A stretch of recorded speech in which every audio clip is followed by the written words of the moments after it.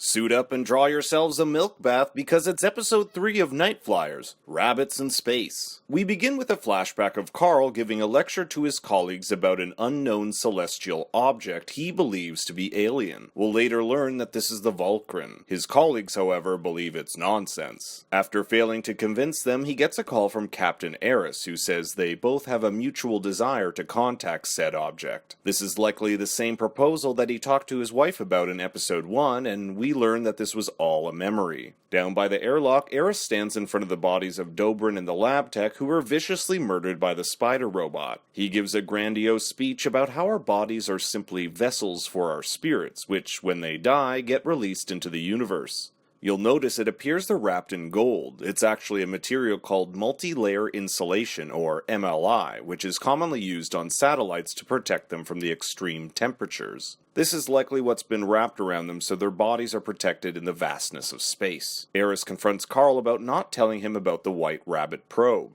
but suddenly disappears as the bodies are released from the airlock. You can see Suchek also survived the attack. Mel and Lomi have a post-sexy time talk where we learn a bit more about Lomi's past. She grew up in a Luddite community where sex and tech was forbidden. But this talk is cut short when Carl arrives and is greeted by naked Mel, and you gotta love this guy, he's got this naked woman in front of him and doesn't even acknowledge it. Anyways, he wants Lomi to track any further malfunctions so they can get a trace on where they're coming from. Mel says in the meantime she can try talking to Eris, maybe she can get something out of him considering his fascination with her. Suchek seems to be suffering from PTSD when Augie hands him a glass of brandy to calm his nerves. Suchek says the ship shouldn't be out here, while Augie says it's the crew that's weak. This scene is yet another indication that the writers are setting us up for an eventual mutiny. But look who's watching. Is it Captain Eris, or his mother who may also be an AI? Remember, we've seen two colors on this thing, red and orange. Red potentially being Eris's mother and orange being Eris. Even in the next scene, we can see the surveillance cam is orange, markedly different than in the previous scene. Melantha expresses her concerns about what Eris is holding back, asking him to share the burden with him. So hopefully we'll find out what he's actually been hiding. So it looks like my prediction that Tessia was only in Thale's mind was wrong, since Rowan prods her for more information about Thale. He's interested in doing tests on him, which probably isn't the greatest idea. But now I'm wondering if this might be related to how he eventually goes crazy, like how we saw in episode 1.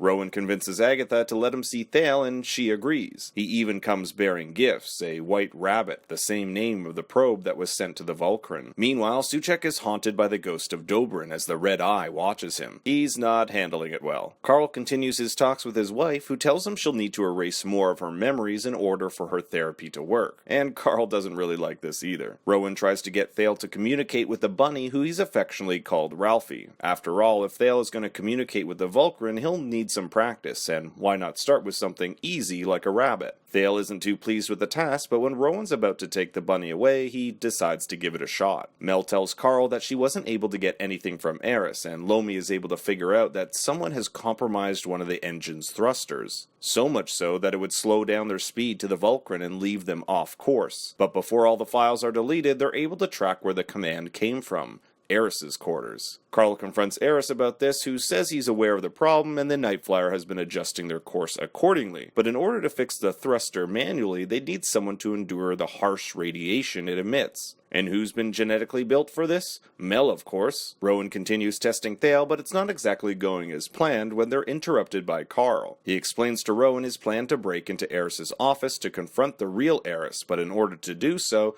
they'll need some of his DNA. That'll be easy to find. So they do the only logical thing and drill a hole into a poop pipe. Agatha shows us this delightful drawing Thale drew about what Ralphie was thinking, and he laments about how no one on the ship is getting home. At least we know in Agatha's case that's likely true. And Suchek continues to delve further into madness. Carl and Rowan gain access to Eris's quarters by smearing the human waste on the biometric scanner.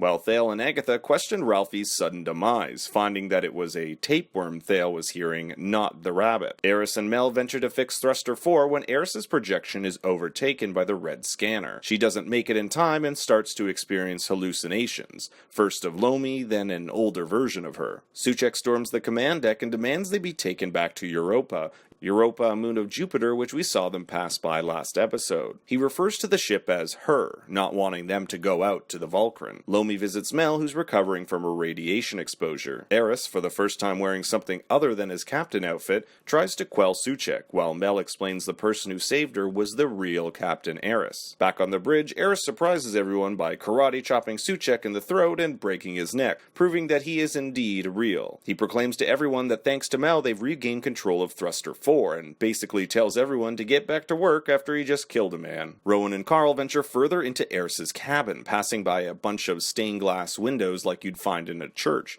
but notice these weird symbols on the side, which may come back later. Of note is the painting of Cynthia Eris, Roy Eris's mother, who he mentioned in episode 2. And is it just me, or does she have a resemblance to Mel? Could that have something to do with Eris's fascination with her? Carl surmises that no one has been in that cabin for years. You can tell by the huge amount of dust buildup. But if that's true, where's the real Captain Eris been the whole time? Even weirder is the glass eye Rowan finds in this Russian doll. I guarantee that'll be coming back later. A projection of Carl's wife appears, who Rowan can also see. She chastises Carl for not doing enough for their daughter, even when he knew his second wave of Celio was on its way. Celio, the disease we briefly heard mentioned in episode 1. Now we know that's how their daughter died. Eris interrupts and the projection vanishes when Carl demands answers. Cynthia uploaded her consciousness to the Nightflyer, and she's the one that's been trying to kill them. Why? We still don't exactly know.